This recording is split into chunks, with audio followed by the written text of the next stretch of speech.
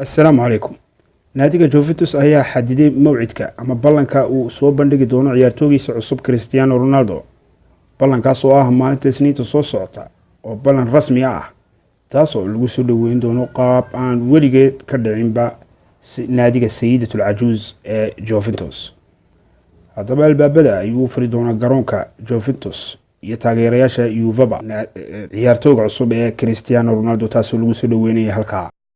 weliba taa waxa dheer tigidha cusub oo loo dooran doono ama loo goosan doono kulanka ama dhacdada habeenka halka ka dhacaysa.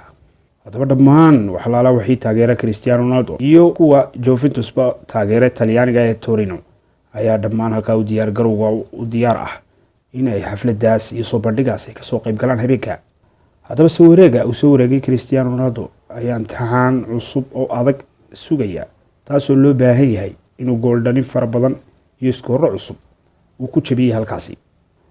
haddaba si kasta ahaatee riyo ama waaqacba ha noqotee lambar 7 oo hadda Juve ay u diyaar gareysay Cristiano Ronaldo si rasmi ah waxa ku qoran xidiga Portugiiska ee Cristiano Ronaldo. haddaba waxa Cristiano Ronaldo waxa uu geeyay waa baaris cusub uu doonay horeeyo magac kale in naadi kale isagoo xidhan inuu ku helo ku jabiyay halkaasi. haddaba ma laga yaabaa Cristiano Ronaldo inuu noqdo ciyaartoygii ugu horeeyay ku guuleysta Premier League Isbaaniskaba La Liga iyo Calcio ee Juve hadda Talyaaniga uu joogo. taasoo waliba si gaar ahaaneed imka naadiga Juventus oo 7 sano isku xigta uu haysto hoggaankaas ama si xiriir uu qaaday Calcio Talyaaniga. dhinaca kale Yurub hadii uu kacno hadafkiisa koobaad oo ra'iisiga ah oo ah inuu soo xareeyo ama uu soo hoyo naadigaas Champions League. hadii ay taasi dhacdo wuxuu noqon doonaa ciyaartooyga ugu horeeyay ee 3 midab oo kala duwan ku qaada Champions League. si gaar ahaaneed uu haduu helo taasina ay dhacdo waa markii lixaad ee shakhsiga ah isaga ay u go'antay inuu helo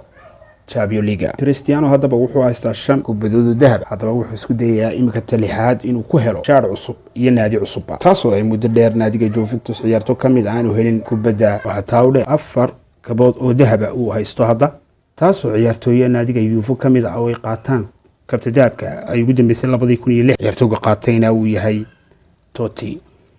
haddaba saaxiibkiisii hore ee Higuain markay wada ciyaari jireen naadiga Real Madrid ayaa hoggaanka u haya gool dhalinta Calcio Talyaaniga.